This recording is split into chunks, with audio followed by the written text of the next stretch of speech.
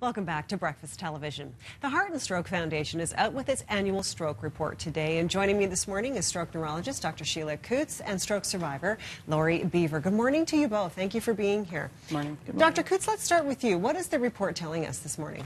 It's telling us that women have strokes, and that seems crazy. There has been an idea that women have less strokes than men, and it's about the same between men and women. The problem is that women do worse after a stroke than men.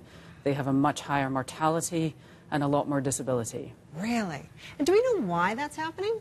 These things are always a little complicated, but Sure. partly it's because women have strokes at an older age than men. Okay. And so, unfortunately, by the nature, women live longer. They have a tendency to be alone at that point. Often their spouse has died, and they have a lack of a support network. Wow. And of course, as we just said, time is brain. So if there's nobody around to call 911... Yeah, if you're on your own and you fall to the ground, and how do you get to the telephone? It's very, it's a real problem. Wow. So what do you want women to know based on this report?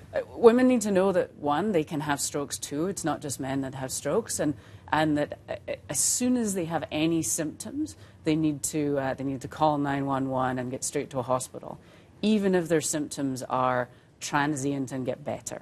Oh, even if they get better? Yes. Okay. Do you want to outline those stroke symptoms for us? So the acronym we use is FAST, and so it's face, arm, speech, and time. And so weakness of your face, trouble speaking, weakness of one side, and then you need to deal with it immediately. Wow. Okay. Now, Lori, this is all ringing true for you. When did you have your stroke? My stroke was November 23rd, 2003. Right.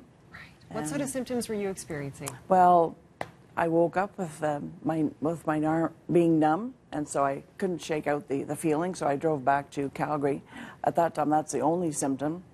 I drove in and got back to my house, and I got in my car, and then my leg was getting quite numb. Ooh. Then I got to my door, got into my house, and called my neighbor to say something's wrong with me. Please come over. They came over and they called the ambulance, and they brought me straight to Foothills. But there was no prior symptoms the day before, nothing. So, and because I had been painting the day before, I thought maybe I had just had pinched a nerve. Oh, so sure. that's why my arm was numb. So, yeah. So it can happen just like that, can't it? Just like that. Just like that. You know. So how are you doing now? Well, I'm doing fairly well. I mean, I still have quite severe tightness in my right side. My hand is quite tight, and but I'm working and I drive and everything. So it's been a long road for sure, but I do fairly well. Okay, well, good for you. When you hear these things in the stroke report, that your stroke affects women more aggressively and they do worse, what are your thoughts on that? Well, I just going back to number one, I had no idea that I would have a stroke at my age. Right. You know, I had no idea of the symptoms of stroke, and so for me to even think I had to have a stroke at my age, that couldn't be possible, right? So, and after I came back from after my recovery, I came back as a volunteer at Foothills, talking with stroke patients, and the female patients that I would meet with, they would be so worried about the families, even though they're the person that is really, really ill. What's happening at home? Are my kids okay? And all of that. And I could see that even now they're still stressing about family, and I wonder if that could be part of the issue, is that they are just so maybe not taking care of themselves, maybe the way they focused should. on everybody else, right? Yeah. Well, that's what we're trying to do, right, is raise a little awareness about this today. Yep. Is there a take-home message you want for women out there when it comes to stroke, Dr. Coots? Yes, it's, deal with your own health first, and then the family will eventually take care of itself.